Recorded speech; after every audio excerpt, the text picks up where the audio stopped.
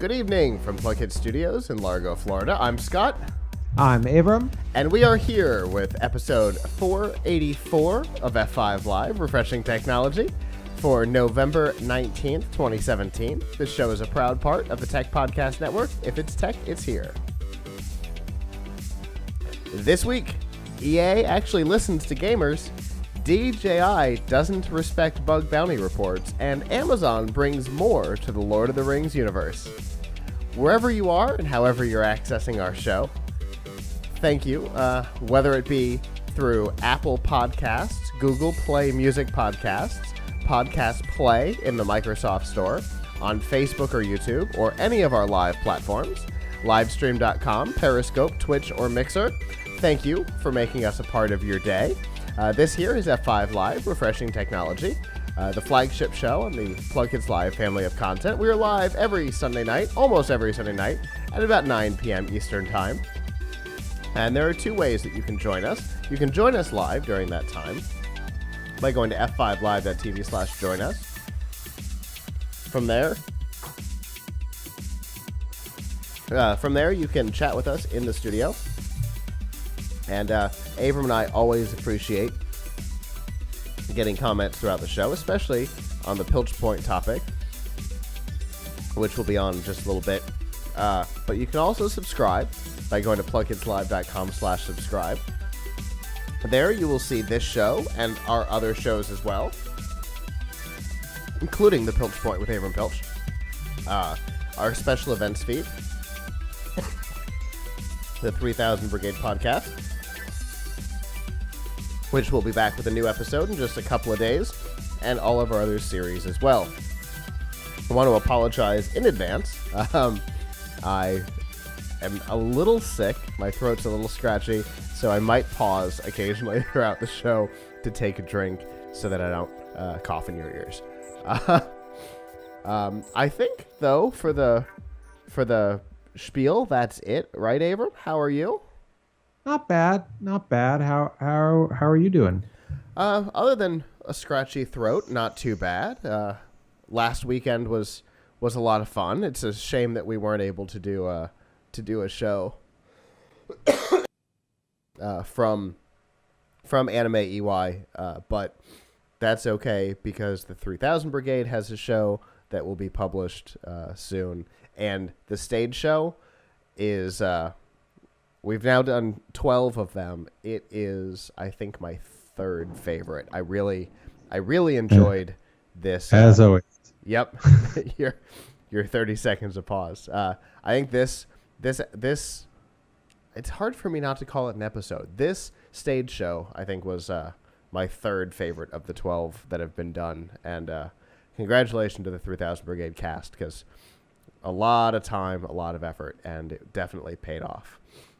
But it was disappointing not getting to talk to you last week, but we're back.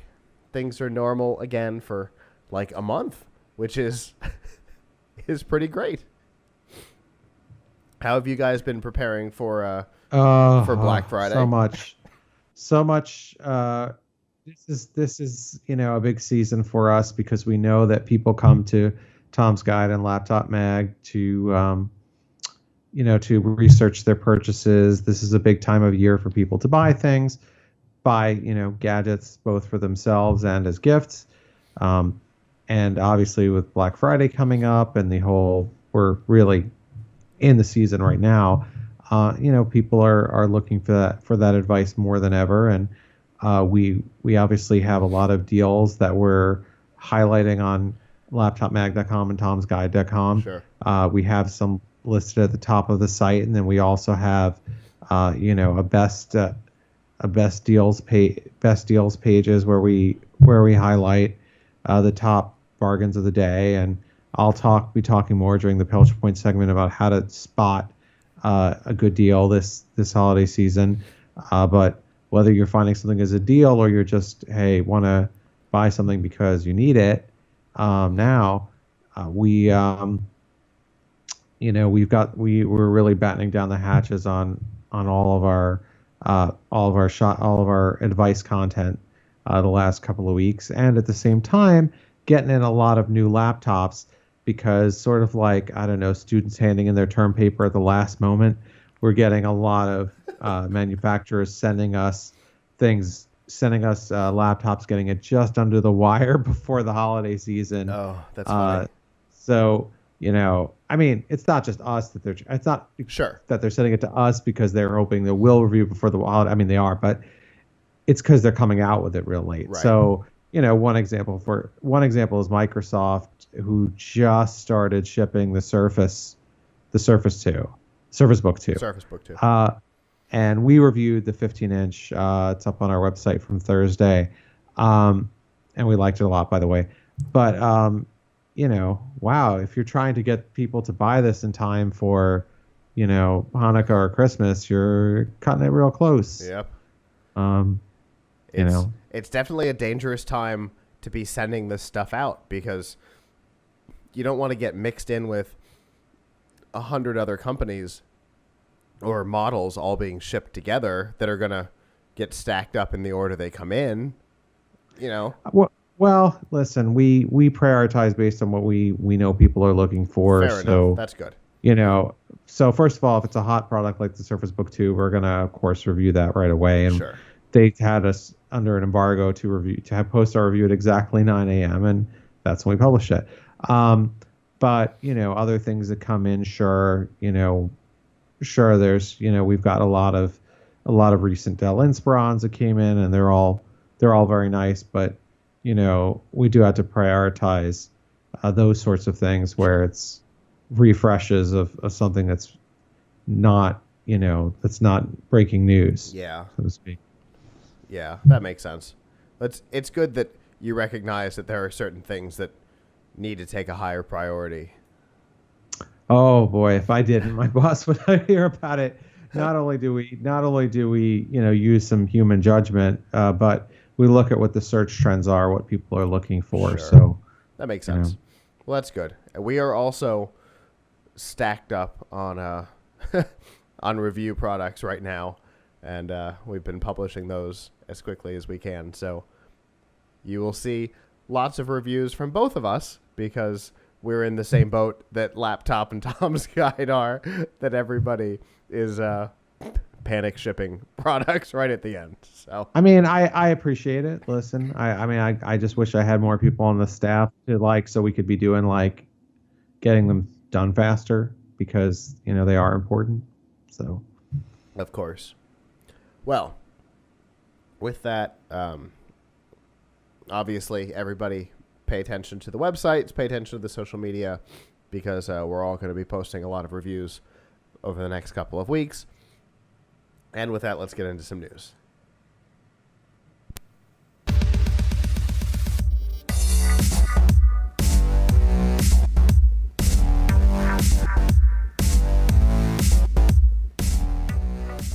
This week's Nifty Gifties on F5 Live is proudly powered by the Microsoft Store, the newly expanded Microsoft Store, where you can purchase everything from the new Surface Book 2 to apps for your Windows device or your Xbox One, or you can purchase your Windows device or an Xbox One and a number of other products as well, including Windows Mixed Reality headsets, of which there are a number, and non-Microsoft products as well. The Fitbit Charge HR and speakers and all kinds of other products are available by going to f5live.tv/Microsoft.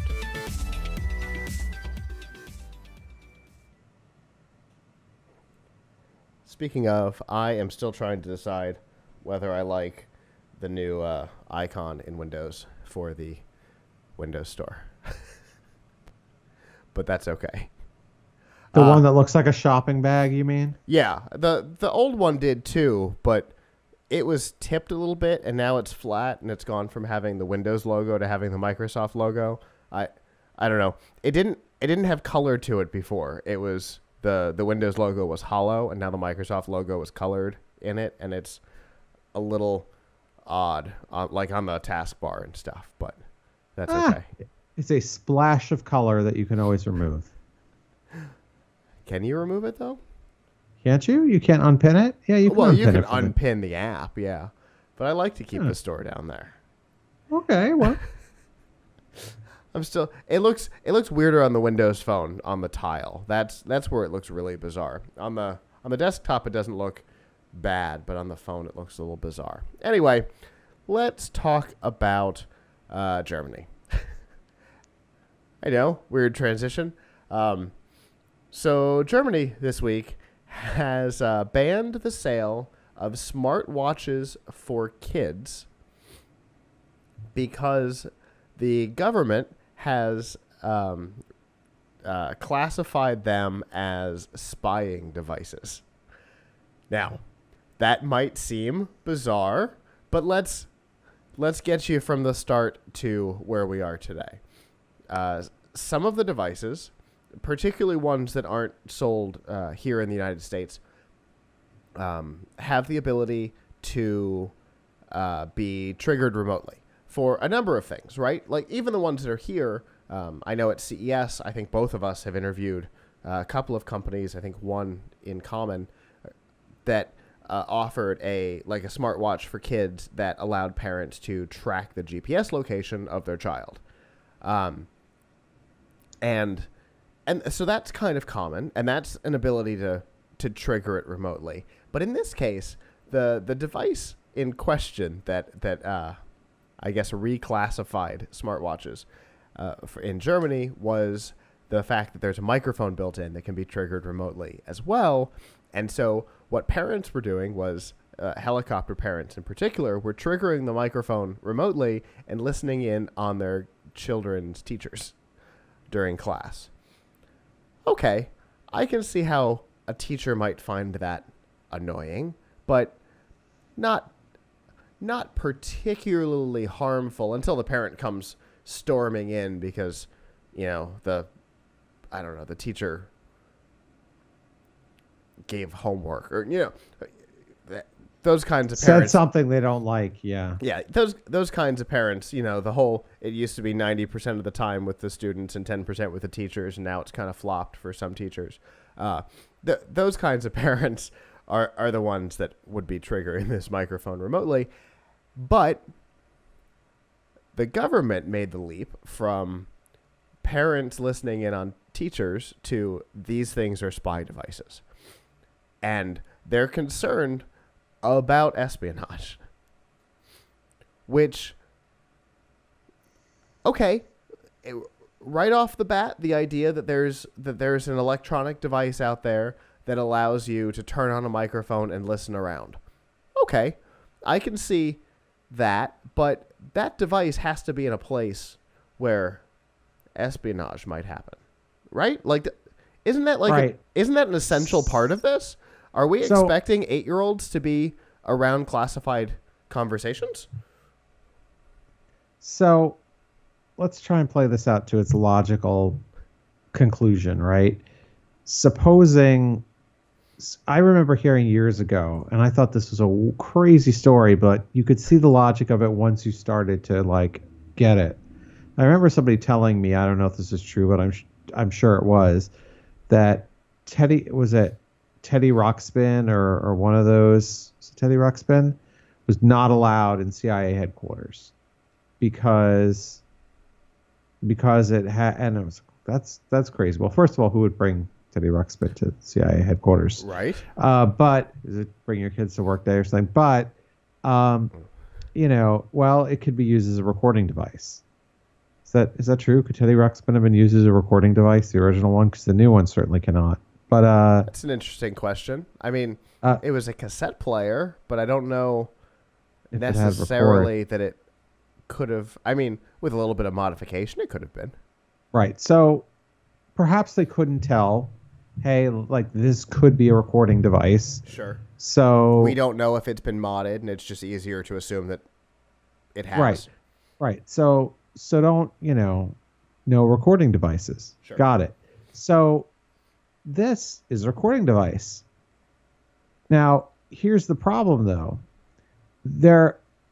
First of all, why is this worse than any other recording device that is on your watch? Because couldn't you get an adult smartwatch Mm-hmm. that has a microphone in it, Absolutely. such as an Apple Watch, and just do the recording yourself if you're going to be a spy, Sure. if you're going to do espionage? Like, why would you need to trigger it remotely? Absolutely. You could, or conversely, couldn't you get an adult smartwatch if the idea was to be stealth about it and like leave the smartwatch somewhere in an office and like this, the secret spy's office in a drawer somewhere where they're not going to see it, and use it and trigger it remotely? Like, you don't need the child watch to do that, right? Couldn't you do that with I don't know if there is software to do that for if not, it would be pretty easy to write.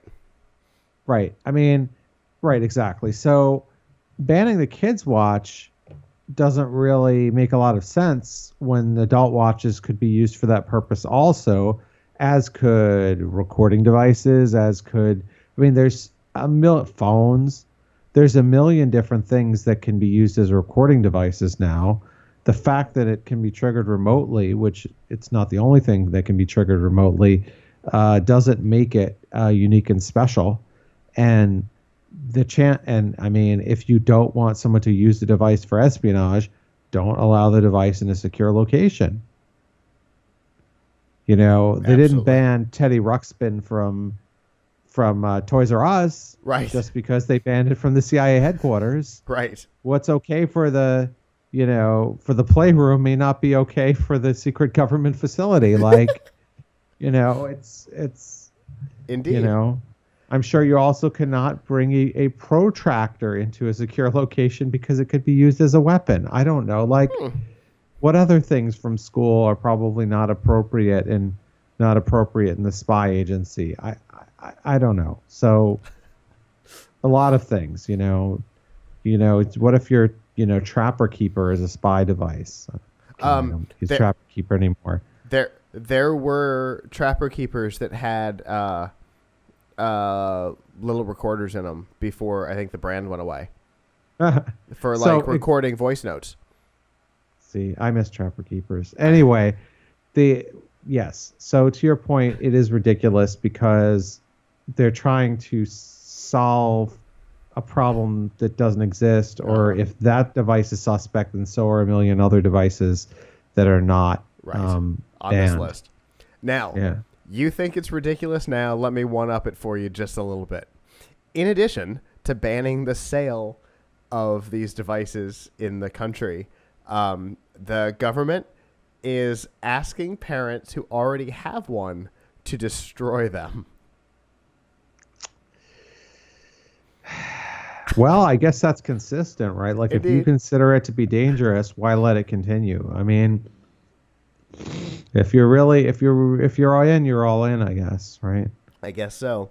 I have a feeling that some of the neighboring countries are about to see kids' smartwatch sales go up a little bit. What brand of smartwatch is this? The BBC didn't mention the brand in particular, but I've seen a lot of talk of who. By the way, the BBC is where the original story came from. I haven't seen too much talk of brands. There's a brand called Explora, Xplora, which was featured in the BBC article, but they didn't mention it like by name. But a number of organizations have mentioned VTech by name, which makes me think that if there was going to be a company that made a thing like this, VTech seems like the place to be. But the Explora brand is like featured in their headline and their what's it called? The hero image at the top. But that might be a UK. That might be a UK thing. Yeah, actually, I think a watch. Not to digress too much. I think a watch like this is a great idea. Right. I'm speaking as a parent here. I think a watch like this is a great idea. You want to listen. You want to keep tabs on your kids. I mean, I know when I was a teenager, I was like, oh man, I don't want my parents like keeping track of every place I'm going and whatever. And maybe when they get to a certain age, there's got to be a higher level of trust. But, with all the dangers in school these days, and you don't want to let's say you don't want to give your kid a phone because they're a little young for it. So you give them a watch so you can just contact them or they can contact you in emergency. Yeah. And you can make sure that makes a lot of sense. It's the evolution of the kids' phones that just had like 2 or 3 buttons and they only could like call mom, call dad, call grandma. The buttons were all pre-programmed remotely. Yeah, I would totally. I mean, he's a little young for it now, but in like a couple of years, I would give it to my son. Absolutely. Now the remote listening part, that sounds kind of bad. Like I kind of don't like that feature at all. I mean, I don't like this sort of secret spying stuff, but open monitoring is different than secret spying. Like, I know I'm geofencing you, so I know if you don't come home straight from school. Right. Like that, it's different than I'm going to secretly trigger this and listen to you. So, for sure. It's interesting. The logo for this product is almost identical to a product that I built. Anyway, that is a different problem. Anyway, so yeah, that's interesting. I have a feeling that some other countries are going to start seeing some sales spikes in this product category. Just as a guess, if Germany's not going to allow them to be sold in the country, my guess is the UK starts seeing a small sales spike in them, but that's just a guess.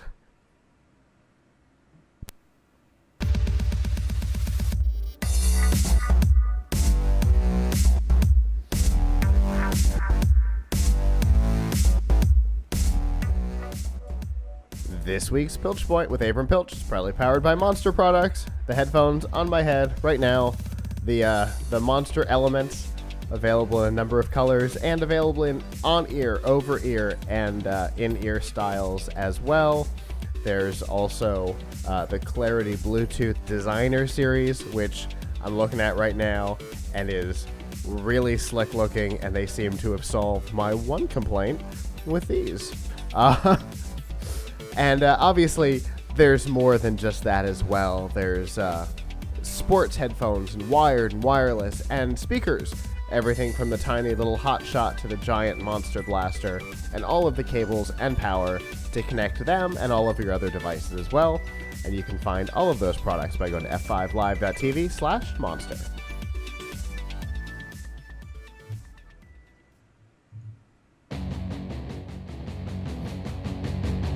And that music means that it is time for the Pilch Point with online editorial director of Laptop Magazine and Tom's Guide, Abram Pilch. Abram, it's the holiday. Hey. It's the holidays. We're there. Yeah. So, wow, big time, as I mentioned earlier in the show. Big time for us at Laptop Mag and Tom's Guide, cataloging the deals and cataloging the deals, helping sort of people make their buying decisions when they're purchasing tech products. Obviously, we have a lot about laptops specifically on laptopmag.com, and we have a lot on all kinds of other gadgets on tomsguide.com. And, as it comes to laptops, I'll just tease real quick. This here is a laptop I just reviewed, just published today, the Acer Spin 1. Really, really nice computer that is not on sale, but is an incredible deal anyway, because it's $329 for a 2-in-1 that is all aluminum. Wow. Comes with an active stylus, and wow. And the screen, which is not on right now, is absolutely brilliant. You cannot really tell, it does not really do it justice to show it on screen anyway. This screen here is 1080p, 130% color gamut, like over 300 nits brightness, it is a better screen than we see on many $1,000 laptops. Wow. So like the now, it's a Celeron inside, so as you got your trade-offs, but nevertheless, check out our review of that. So the Acer Spin one on laptopmag.com. So just in general, obviously you don't have to wait for Friday or even for the day before, because we're in Black Friday season now, and we're going to be in Black Friday season for the next 2 to 3 weeks. Really right up to before the holidays, but the best deals are probably going to be in the next 2 weeks.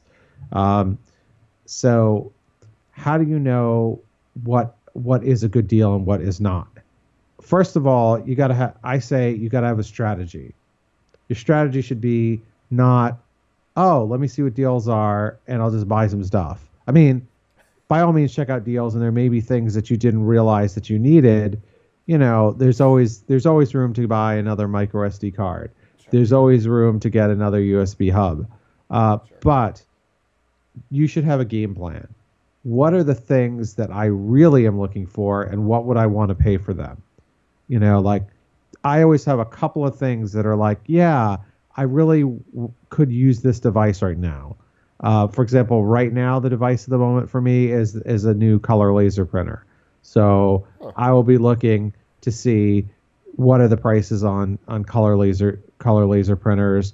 This particular HP LaserJet Pro I have my eye on. And if it drops below a certain price, I'm gonna get it. So I think whether you're shopping for a laptop or you're shopping for a phone or you're shopping for a monitor, you definitely want to kind of have in mind, like, okay, what's a regular price, and then like what's a good price.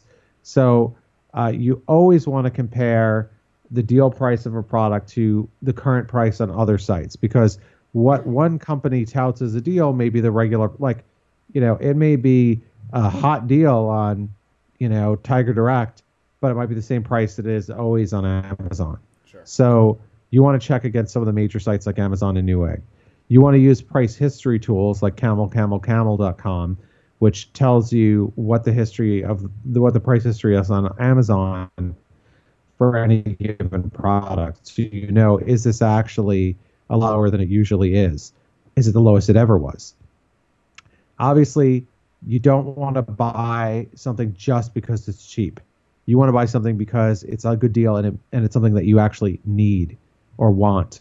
Or is a good gift for somebody. Yes, or is a good gift for someone. So that would also be in your sort of, I think I should get these things for folks. I'm of the opinion that within a certain price range, people are going to be buying gifts. But generally speaking, if you're looking at something that's $1,000, $800, $700, $500, there's a good chance you're buying it for yourself, and there's no shame in that. This is a good time of year to get things for yourself that are not that you need. But it's also obviously a great time to get gifts. In particular, we have a few key deals that we're watching for.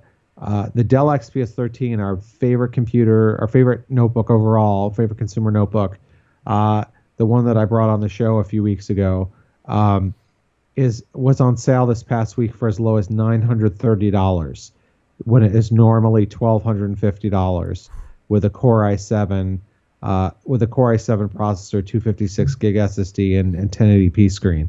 That's normally $1,250. It's under $1,000 right now as we speak. I think it's $970 right now, and it was $930 earlier, depending on the coupon. So that's a really fantastic deal. It'll probably continue in some form throughout the week. If you're into ThinkPads, which are obviously fantastic laptops, you can definitely want to check out what sales Lenovo is having on all of their ThinkPads, but particularly on the ThinkPad T470, which is our favorite productivity notebook. If you can get that with good, that usually starts at 800 something, but if you can get that with good specs like a 1080p screen and SSD for under 1050, that would be a great deal. If the X1 Carbon is another one. If you can get that for under $1,300, that would be a great deal. Obviously, getting any laptop with a full HD screen and a 256 gig SSD for under 550 would be a fantastic deal. I'm not saying all those will happen, but those are things to keep an eye out for. Obviously, you also want to keep an eye out. Another thing to really look for deals on is monitors, because you could always use a second monitor if you don't have one, or a third monitor perhaps, or to go to higher res. If you can find, that is actually on my list this year for the studio here. If you can go to, obviously, any day you can get a monitor for under $100 that's 1080p, not necessarily a great one, but if you see a 4K monitor for under $250, I would consider that a steal. And if you see a 1080p monitor for under $90, that might be worth considering also. Another thing people frequently do to upgrade themselves is to get a larger SSD for their computers or for their desktop or laptop. If you see a 500 gig drive for under $100, that would be a fantastic deal. Do you remember when we were excited that SSDs had come under $1 a gig? Yeah, well, you knew it was going to get cheaper. I mean, it wasn't. They're still not cheap enough, but they're still not cheap enough. And the prices actually haven't dropped much recently because there's been a shortage of NAND flash memory. So I'm not sure if we're going to see fantastic deals on SSDs this holiday season.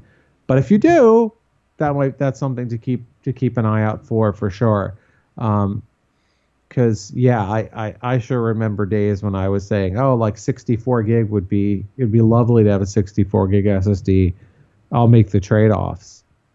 Yep, I remember upgrading the editing computer in the office and adding a 128 to it and being excited about it. Now I'm like, oh, what a pain in the butt that would have been, because obviously I've replaced that one at this point. But there's still, especially when you're configuring a laptop, like let's say you're going to buy a Dell XPS, or you're going to buy a ThinkPad or an HP notebook, and you're like, oh yeah, I can choose between a 256 and a 512 and a 1 terabyte. Like the amount that they charge you to move up from like 128 to 256 or 256 to 512 is like hundreds and hundreds of dollars for that article that you did a while back on things that don't make it better, or prices that are ridiculous, things you can do yourself. Is one of my all-time favorites because of that problem in particular. The fact that it's so much more expensive to ask HP to screw something in for you than to do it yourself. But they get you now because there are a lot of laptops you simply cannot upgrade. Yeah. Biggest case in point, Surface Book. Yeah. The $24.99 Surface Book 2, the $24.99 Surface Book 2, the base 15-inch model is 256 gig SSD. But wait, this is for creative professionals who are doing video editing. 256 gig is not a lot when you're doing video editing. So to go up to like a 512 is like another like $300, and to go up to like a terabyte is like $500. It's a lot more than it costs Microsoft. Let's put it that way. Yeah. And you don't have an opt out because you can't open them. Right. So they don't even come with a Thunderbolt port, so you can attach a really fast external drive. So, Yeah, going from 256 to 1 terabyte takes the 15 Core i7 from $24.99 to $32.99. Right. So you're spending literally $700 for another 750 gig. Yeah. And I promise you, even though 1 terabyte drives are not cheap, if you go and look for 1 terabyte drive on PCIe SSD on Newegg, I'm sure that you can get one for a lot less than $700. For sure. And Microsoft pays less than that because they're buying it in bulk. So, manufacturers are ripping you off. But what can you do? If you have a computer that can be upgraded, though, this is a great time to buy yourself an upgrade, an SSD upgrade, possibly a RAM upgrade too. Anyhow, I encourage everyone to check out our best deals pages on laptopmag.com and tomsguide.com. We will be updating them in real time all week, including on Black Friday and on Thursday. I personally will be tweet me and say hi at Geek and Cheap, because I personally will be working on Thanksgiving Day. Updating deals on our sites. So, so believe me, the deals will be fresh. Well, I'm sorry that you have to work on Thanksgiving, but I know that the readers appreciate it. No, it's cool. It's cool. I get to break for dinner. It's cool. Well, that's good. Dinner being subjective, since most of us do it at like 2. Yeah. Anyway, Avram, thank you. The laptop review, is it available now, or is it? Yes, right now. Right now on laptopmag.com. Awesome. Go for the homepage. And it's the Acer Spin 1. Spin 1. See, you just said it recently. Spin 1. You just said it a few minutes ago, and it's already gone out of my head. That's not great. Spin 1. I really like the look of it. I'm not gonna lie. Yeah, it's very pretty, yeah. And the keyboard is good too. Well, that's always something that you and I complain about on laptops is keyboards. So it's good to hear that you like it. Yeah, great laptop for kids. Great secondary laptop for adults. I mean, the processing power in the storage is not something you'd want to be your main computer. Sure. But it's a good, like, low intensity. Using it for Word on the train, for example. Yeah, fantastic for that. Fantastic for drawing. Comes with an active stylus. Yeah, I love that. So, really nice. I wish that other manufacturers, including Acer, would put this good of a screen on their more expensive laptops. That's such a weird sentence to have to say, isn't it? Yep. It feels like a mistake. Yeah. Like it feels like they messed up. Like they put the screen on the wrong hardware. Yes, but I saw it at Computex and it had the screen there also, so I don't think it's just the one I got. Fair enough. On a really quick side note, Target has a version of this laptop, the slightly older version, but supposedly has the same screen, just as plastic, for I think $269. Wow. So if you don't mind it not being as nice, and I don't think that comes with a stylus. I was going to ask. But I believe it has the same screen and it has the same processor, RAM, and storage. So, cool. So it might be worth considering. You save even more. Very interesting. Well, I'm going to check out the review as soon as the show is over, and everybody else should as well. And until next week, we'll find out what our post Black Friday topic is. I guess have a good Thanksgiving doing work.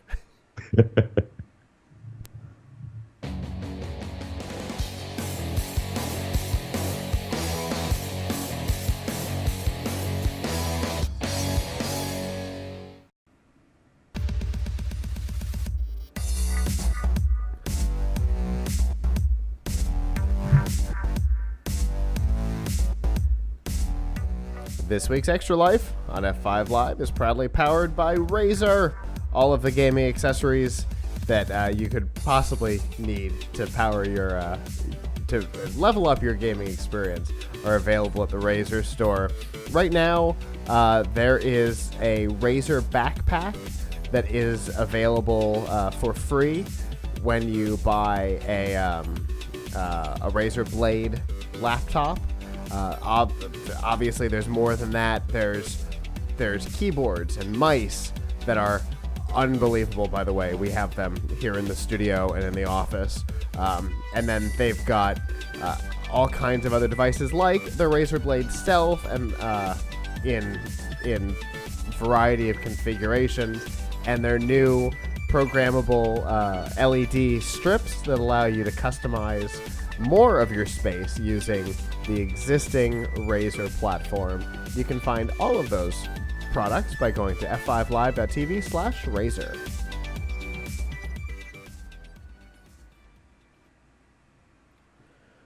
So,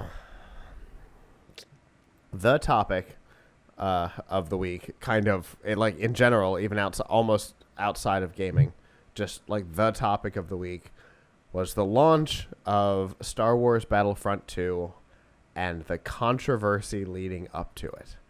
Now, the gaming industry over the last couple of years has changed. It used to be you'd go to the store and, pay $50-$60 for a AAA title. You'd get home and have the game. That's not so much the way it works anymore. It started with adding DLC, which was a nice way for a game to continue generating revenue over time for the developers and to extend the experience for the gamer. So there was a nice middle ground. Everybody had something to gain there. And then DLC started to become more of the game and less of it came in the box, which annoyed gamers. And lately, the concept has taken a new turn through microtransactions and the idea of pay to win. That some games simply cannot be played without purchasing things in-game. And that was the approach that EA took with Star Wars Battlefront 2. There are a lot of aspects of the game that are only available by purchasing them with in-game currency, which can be earned in the game, but the amount of time it takes to earn enough currency to buy things in the game is exorbitant. And so the only way to really get all of the pieces of the game is to give EA extra money. I've seen some calculations on what the overall cost would be to purchase all aspects of the game, and the number that's in my head is somewhere in the $14,000 range, which obviously is insane. I don't know that number is true. I might be making it up. They might have been making it up. I don't remember. But to put it into perspective, just to add Darth Vader to the game, if you were to do it entirely with in-game time for currency, would take around 40 hours of playtime in the game. Now, if you can get any human being today outside of Call of Duty to log that, like the average player to log that much time in any game at all would be impressive. To do it just to unlock Vader and none of the other parts, that's not going to happen.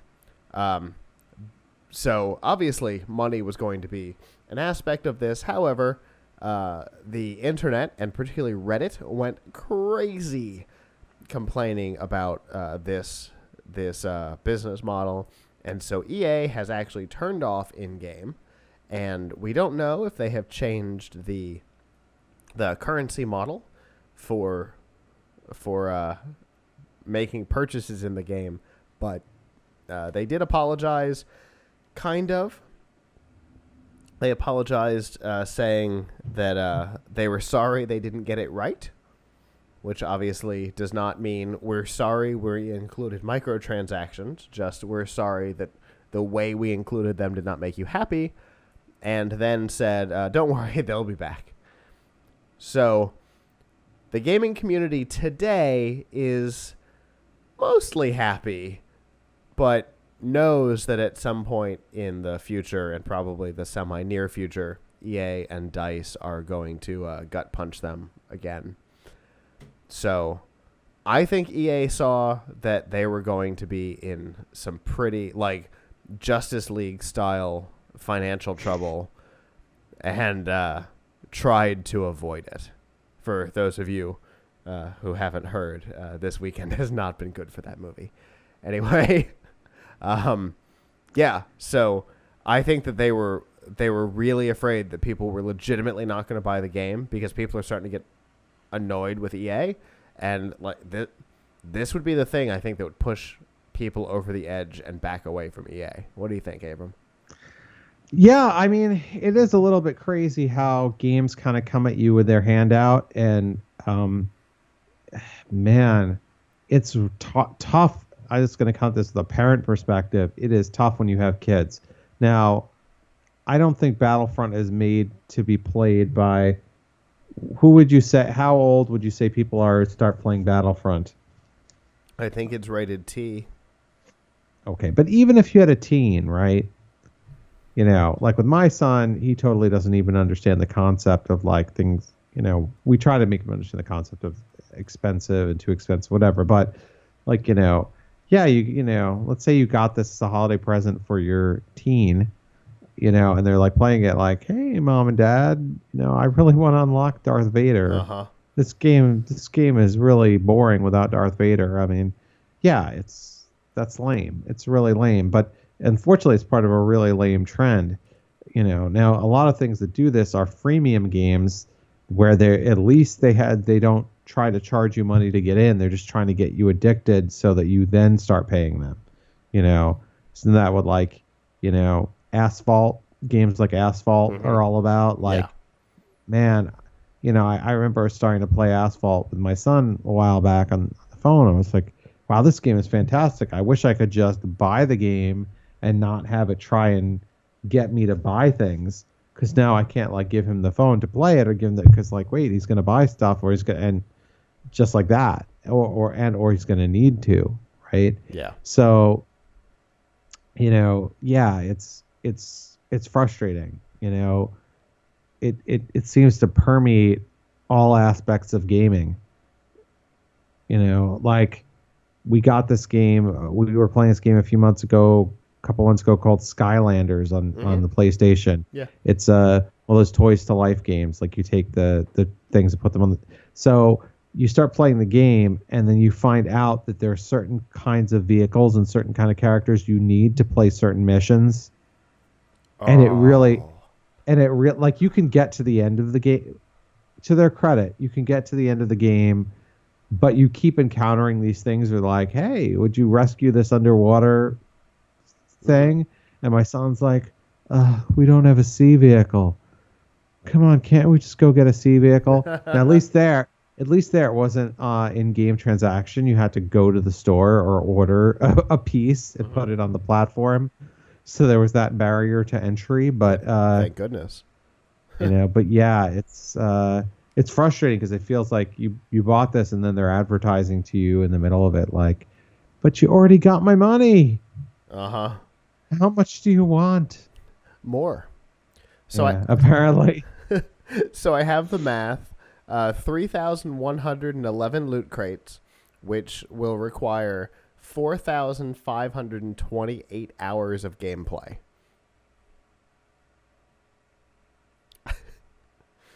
That's the math on how long it would take for everything.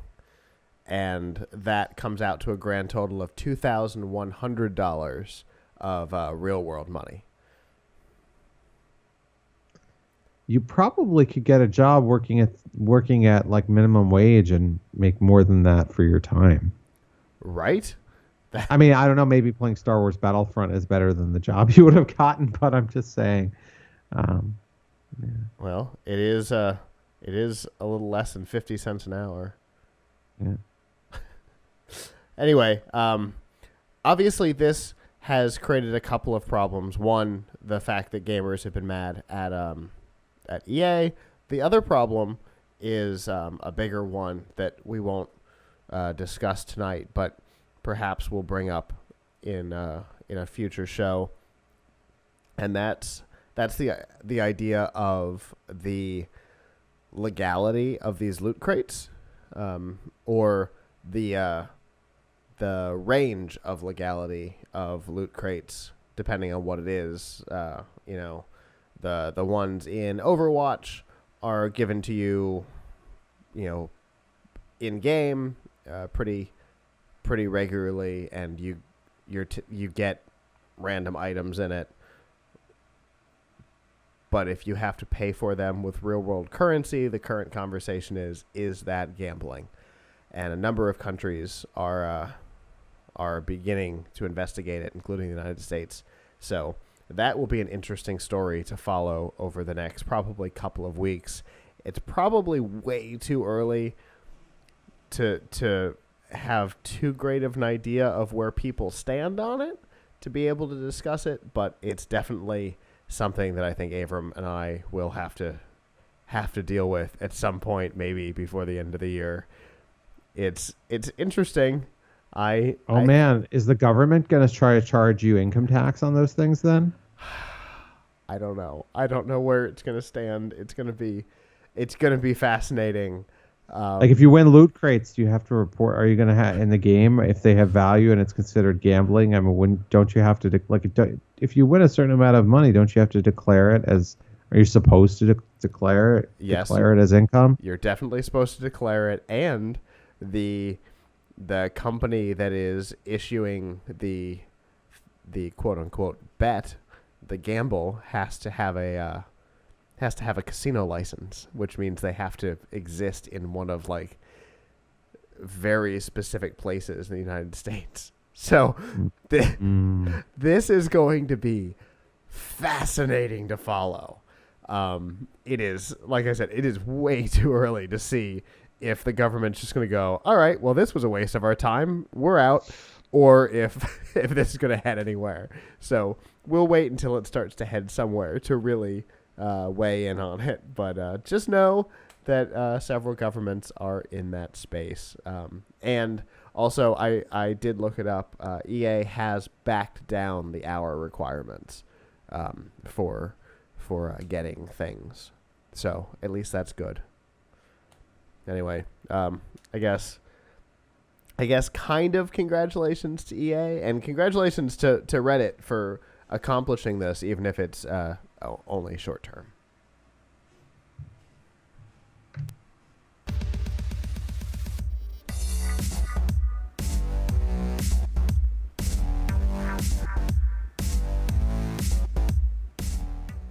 This week's news from the tubes on F5 Live is proudly powered by Riff Tracks. Make fun of movies, or let the professionals do it, because that's what they get paid to do. The guys who used to do Mystery Science Theater 3000 are back, doing what they do best, making fun of movies. From blockbusters to, well, let's go with this. The Boy in the Plastic Bubble.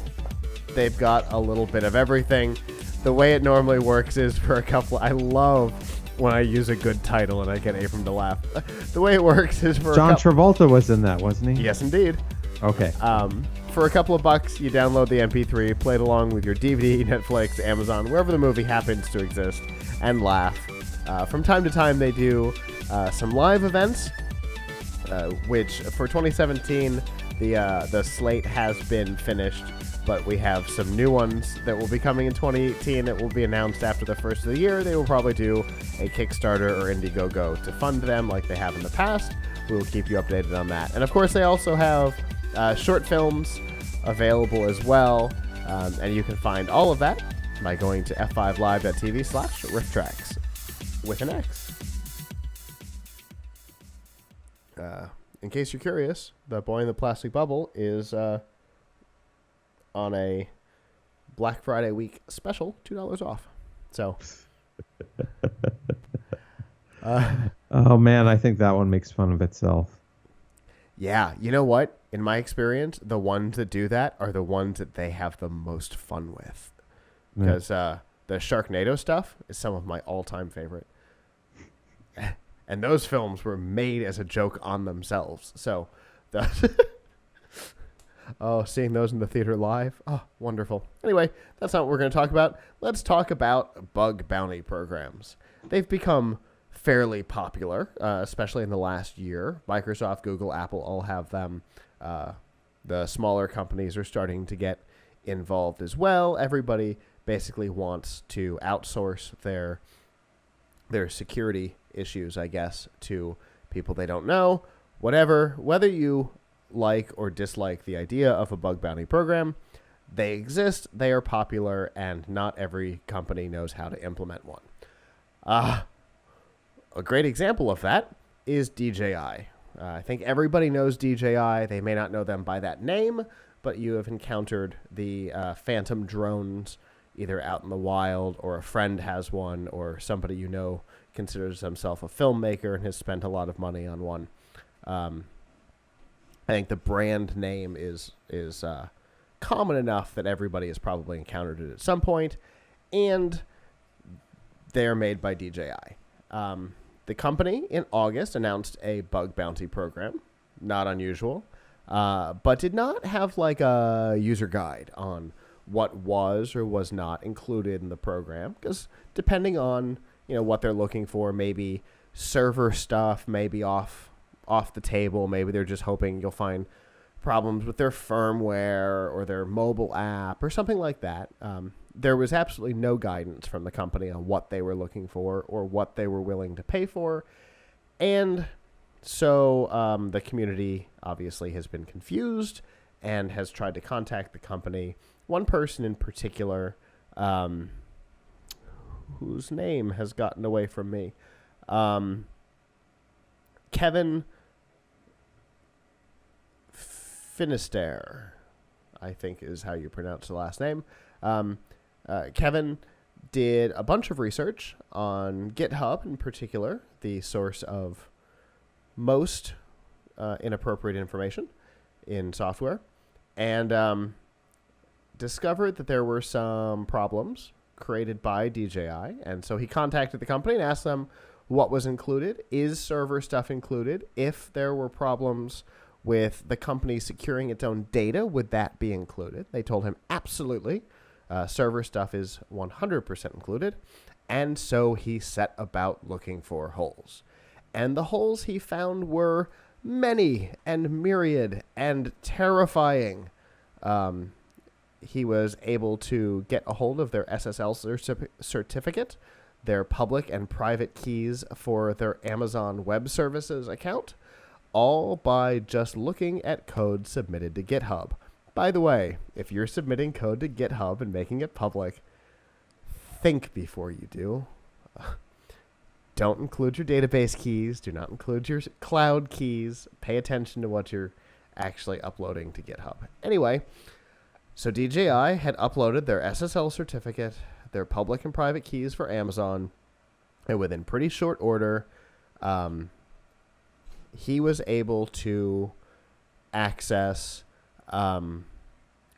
passport and driver's license photos of customers who had been injured by blades that had failed, and all kinds of other things, because once he had the endpoints for Amazon, he discovered that many of them were public anyway, and you didn't need any security to access the photos and documents therein, which obviously is a huge problem. So he worked with DJI to submit this information, and the end result was a threat of legal action from the company.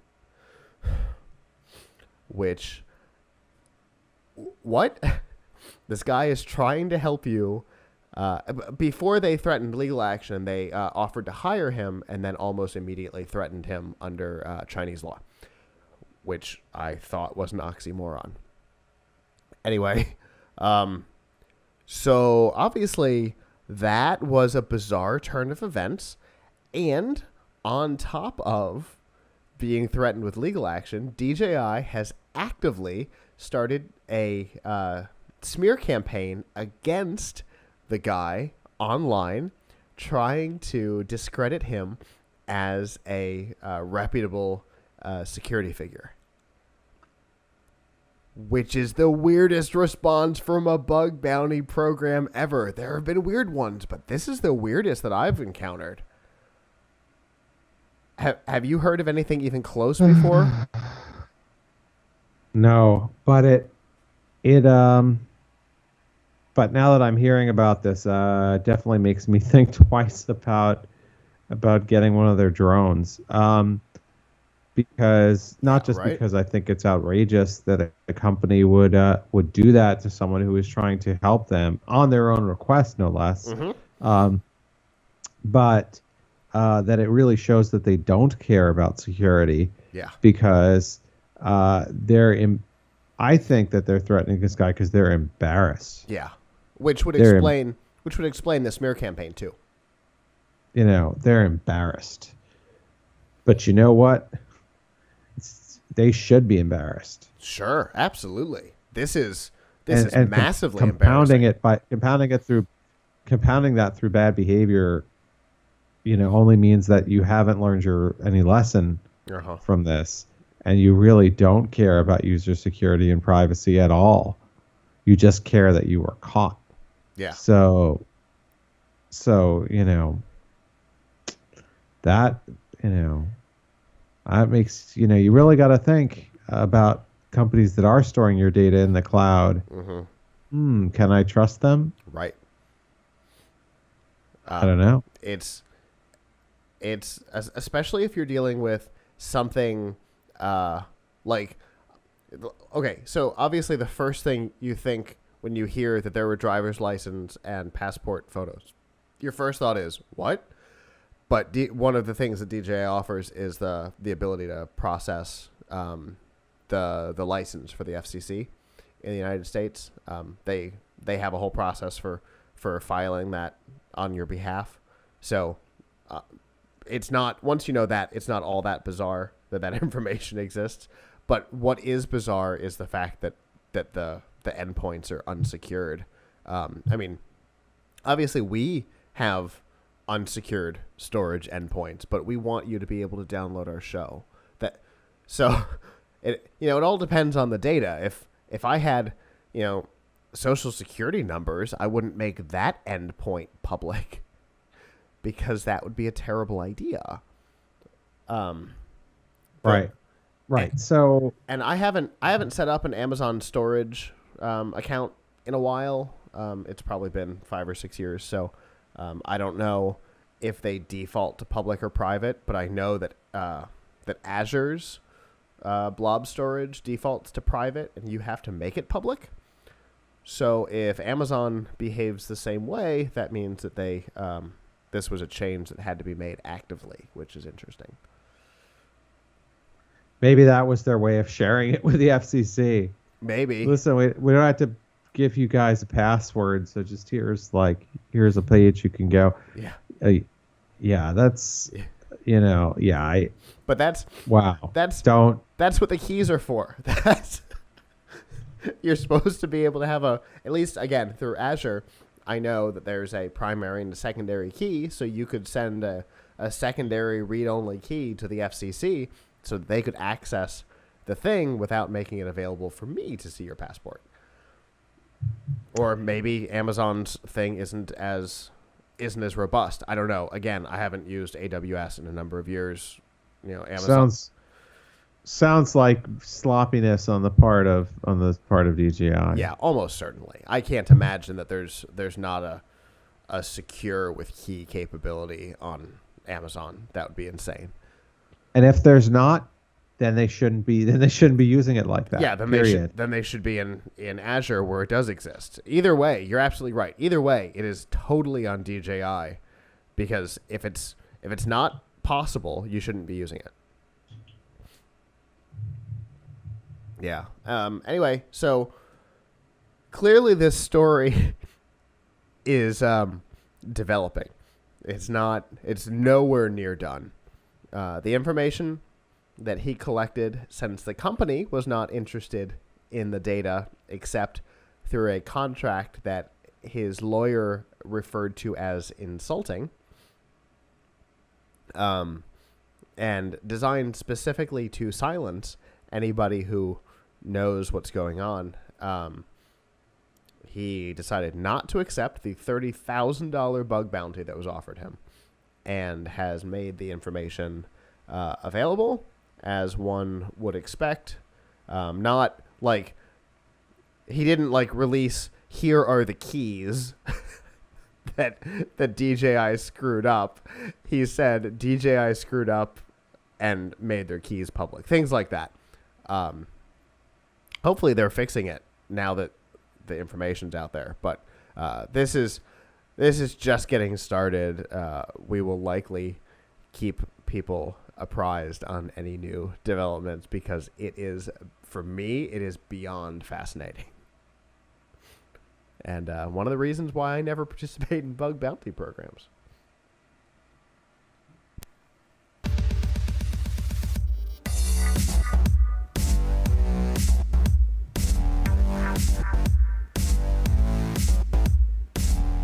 This week's DRM Not Included on F5 Live is proudly powered by Amazon Prime.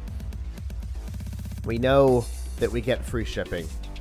You might even know that you get other features like Amazon Fresh. But what you might not know is that with your Amazon Prime subscription, you get all kinds of capabilities. Amazon Prime Music, which has a couple million songs available essentially for free and a discount on the full Amazon Music Unlimited subscription. It has Amazon Prime Video, which has a lot of unique content available for no extra charge, including Amazon original content like The Tick. There's even partner content like HBO's back catalog available on there for free. I can't tell you how many times I've watched through The Newsroom from HBO on Amazon Prime. And the ability to add other stations like HBO and Showtime to your subscription. And Twitch Prime. You get one free Twitch subscription per month with Amazon Prime. And unlimited photo storage with Amazon Prime Photos, which is a cool capability as well. With all of those things, you can still get a 30-day free trial to try all of this stuff out if you're not already a subscriber, or if you are, to get links to all of these features and to get more details, you can go to f5live.tv/Amazon. So let's stay in the Amazon topic, and let's talk about an announcement that was made this week by Amazon. And that is that there is a Lord of the Rings universe TV series in development by Amazon. They announced it on, Monday morning. And there was some information available at the time, and more information has come out since the initial announcement. And it is interesting to say the least. It's going to the story is going to exist between The Hobbit and the Lord of the Rings trilogy. So it'll be essentially in between the original 3 movies that came out 10 plus years ago and the new 3 that came out over the last couple of years. It'll live in the middle and is quote-unquote new story. So is it coming from the Similarion? It's a good question. And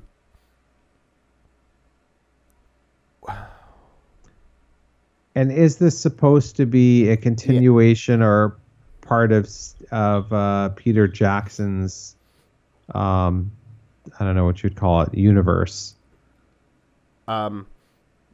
Yes. From what I understand, it is supposed to live in that space. I don't. So think, they're filming it in New Zealand? Maybe. I haven't heard for sure that it lives in the same cinematic universe. But that is certainly what has been suggested. If it's taking place between those rather than being a remake, because I feel like the movies that Peter Jackson made are so good that I really don't think anyone needs to ever make another Hobbit or Lord of the Rings movie. I mean, not that the Hobbit ones were that. I mean, they dragged on, but we really don't need to see any more. Okay. Yeah. We don't need more. I feel kind of Tolkien'd out after having seen the 3 Hobbit movies that really should have been one Hobbit movie. And kind of,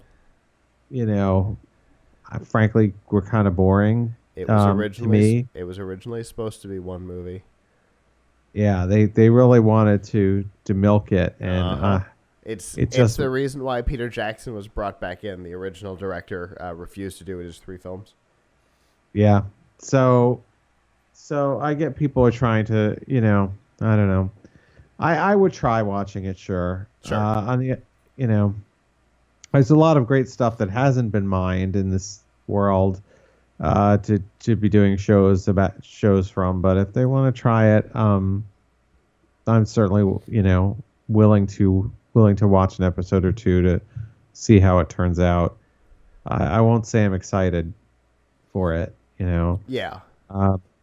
I give honestly, there aren't too many shows on there are like 2 shows on Amazon that original shows on Amazon that I really like. Man in the High Castle, fantastic show. Yeah. And then kind of under the radar, a lot of people don't know about Bosch, which is like a detective show that's a lot like The Wire. Yeah. That's and has some people from The Wire in it. That's really great. So those are the 2 Amazon shows that I always watch. That when I'll be there the first day when they publish the new season of either of those. Yeah. But the other stuff I haven't so far hasn't been too exciting for me. But periodically I'll look through Amazon and they will have a movie that I haven't seen, because they seem to get new movies faster than Netflix does. Yeah. In a lot of cases. Yeah, for sure. Yeah. There was a series produced in 2013 and 2014 when Amazon was first getting into originals. It was actually part of their original You Pick 'em program. I don't remember what they call it, but that's what I call it. Called Alpha House. That was really great. So yeah, I mean, so like if you look, I have the page open right now. If you look at like some of the movies they have, I mean, it's pretty impressive that they have, they have movies from the last couple of years on here, whereas Netflix, sorry, they always have such old stuff. Sometimes it's stuff you really want, but like, they have Arrival, which didn't that come out last year? Yeah, 2016. That was like an Oscar quality film. It was a good movie. I actually haven't watched it yet, but I was thinking of watching it on Amazon because there it is. Yeah, it was a good movie. I was surprised by how good it was. My brother said, "You've got to see this movie," and so I did, and it was really great. A little while ago, I watched Moonlight on here. That was this year's Oscar winner. Yep. So they've gotten some movies on here that were pretty new. So props to them. I mean, it's a good service. I mean, they're certainly capable of making good stuff. So yeah, for sure. I would certainly try it. The one thing, Amazon, I know you're a sponsor. Hopefully you're listening. The interface on the computer, you have to make it better. I don't know. Yeah, I mean, I guess it's a little challenging. I mean, I don't find it too bad. One thing I don't really see there often is it's not easy to necessarily find the new arrivals. But I don't know, it's like lower down the recently added movies. Yeah. So, you can find stuff, but looks like they recently added like almost every James Bond movie. Yeah. To tie our last 2 sponsors together real quick.